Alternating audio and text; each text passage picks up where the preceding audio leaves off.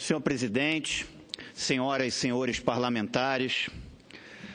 Senhor presidente, com essa crise nacional nos últimos meses, nós aqui fizemos a discussão do país.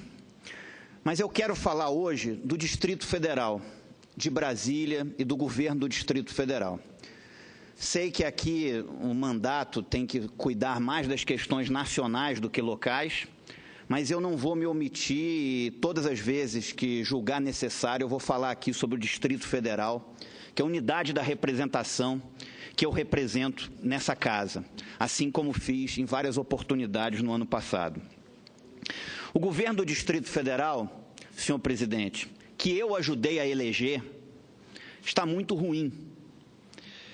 Hoje o Distrito Federal vive uma crise na saúde, a saúde pública vai muito mal, faltam médicos, faltam leitos, faltam remédios nos hospitais, faltam também enfermeiros e técnicos de enfermagem, que às vezes as pessoas não dão valor, mas são tão importantes quanto os médicos. A segurança também não está indo bem, há uma sensação de insegurança na sociedade. E eu tenho obrigação, eu que ajudei esse governo a ganhar a eleição, ajudei a vitória desse projeto, eu tenho obrigação aqui de cobrar o cumprimento dos compromissos de campanha que constavam no programa de governo. E que foi programa de governo esse oferecido à população durante o período eleitoral. Foi colocado algumas sugestões, como sugestões minhas no programa de governo, como, por exemplo, a redução de 60%, de um mínimo de 60% no número de cargos comissionados. Houve uma redução, mas não chegou a 60%. Então, não foi cumprido. Segundo, não aumentar impostos acima da inflação do período. Que nenhum contribuinte do Distrito Federal pagasse um aumento no IPTU, no IPVA, na TLP, maior de um ano sobre o ano anterior, maior, essa diferença nunca seria maior do que a inflação desse período. Isso também não foi cumprido. Houve aumento de impostos maior do que a inflação do período. Eu, quando era deputado distrital, votei contra todos os aumentos do IPTU e do IPVA. Meu lado é o lado do contribuinte, é o lado do cidadão. Terceiro compromisso,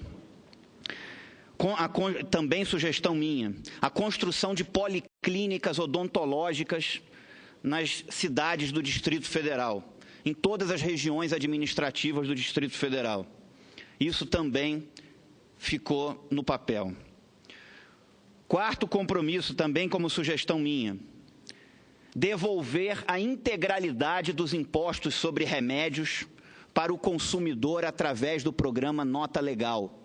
O consumidor compraria o remédio e ganharia crédito daqueles impostos que fossem sobre esse remédio, para ser devolvido a esse consumidor no ano subsequente através do programa Nota Legal.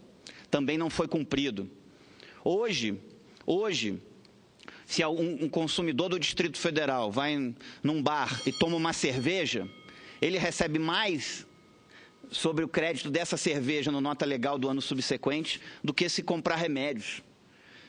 Isso para mim é inaceitável, isso foi um compromisso e tem que ser honrado. Eu aqui, nessa casa, senhor presidente, estou dando a minha contribuição para o Distrito Federal. Todos nós, parlamentares, temos direito a emendas ao orçamento, que foi no orçamento de 2016, no orçamento da União de 2016, no valor de R$ 15.342.436 por parlamentar. Emendas essas que agora têm caráter impositivo, portanto o governo é obrigado a executar. Alguns parlamentares colocam essas emendas para festas, para eventos. As minhas foram todas colocadas onde a população mais precisa, para saúde, educação e segurança pública. Coloquei 4 milhões de reais para o custeio da saúde pública do Distrito Federal e compra de medicamentos para os hospitais públicos do DF. R$ 2.342.436 para compra de equipamentos para a rede pública de saúde do DF. R$ 3 milhões de reais para suplementação de recursos para a construção do Hospital do Câncer do DF. 3 milhões de reais para a construção de escolas de tempo integral no Distrito Federal. 1,5 milhão para aquisição de viaturas para a Polícia do DF e 1,5 milhão para aquisição de viaturas de resgate e salvamento para o Corpo de Bombeiros do Distrito Federal. Com isso, eu estou cumprindo a minha obrigação e dando uma contribuição para melhorar a qualidade dos serviços públicos essenciais que a população do Distrito Federal precisa. Eu torço que esse governo dê certo. Nós aqui nessa casa aprovamos também no ano passado a PEC do comércio eletrônico, que dá um incremento nas receitas do Distrito Federal superior a 200 milhões de reais por ano.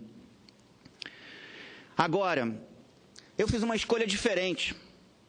Muita gente que apoia governos, simplesmente depois quer nomear algumas secretarias, algumas administrações regionais, 200 cargos no governo. Seria muito cômodo e confortável para mim. Eu teria 200 pessoas a mais para me defender nas ruas, para me defender das maldades da internet. Mas não foi para isso que eu entrei na política. Eu entrei na política para tentar melhorar a vida real das pessoas, para tentar dar uma contribuição.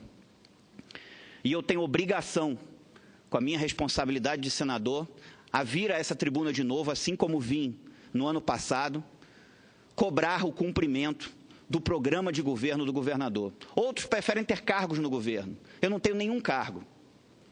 Mas eu cumpro a minha responsabilidade de senador, de vir a essa tribuna com a minha independência e cobrar o cumprimento do programa de governo que foi oferecido à população do Distrito Federal na campanha. É a minha obrigação e eu, mais uma vez, estou fazendo nessa tribuna. Lamento também que, ao invés de se escolher pessoas capacitadas, técnicas, qualificadas, simplesmente continuam toma lá da cá, com deputados indicando administradores regionais num loteamento que, na minha opinião, não é o melhor para a sociedade de Brasília. Às vezes é o melhor para a construção e perpetuação de máquinas políticas, de parlamentares, mas não é o melhor para o cidadão do Distrito Federal. E eu espero e torço que o governo dê certo. Faço esse discurso aqui como mais um alerta, porque tem tempo para o governo mudar o rumo e tem tempo para o governo atender às expectativas da população do Distrito Federal. Nós temos 1 ano e 5 meses do governo. Eu espero que o governador abra os olhos e que ofereça à população do Distrito Federal um governo verdadeiramente diferente e que honre o programa de governo que foi oferecido à população durante o período eleitoral. Todos nós, quando somos eleitos, nós não recebemos uma carta em branco para fazer o que quiser. Nós temos que honrar aquilo que foi comprometido com os nossos eleitores durante o processo eleitoral. E é isso que eu, como eleitor do governador, estou fazendo nessa tribuna, nesse momento. Muito obrigado.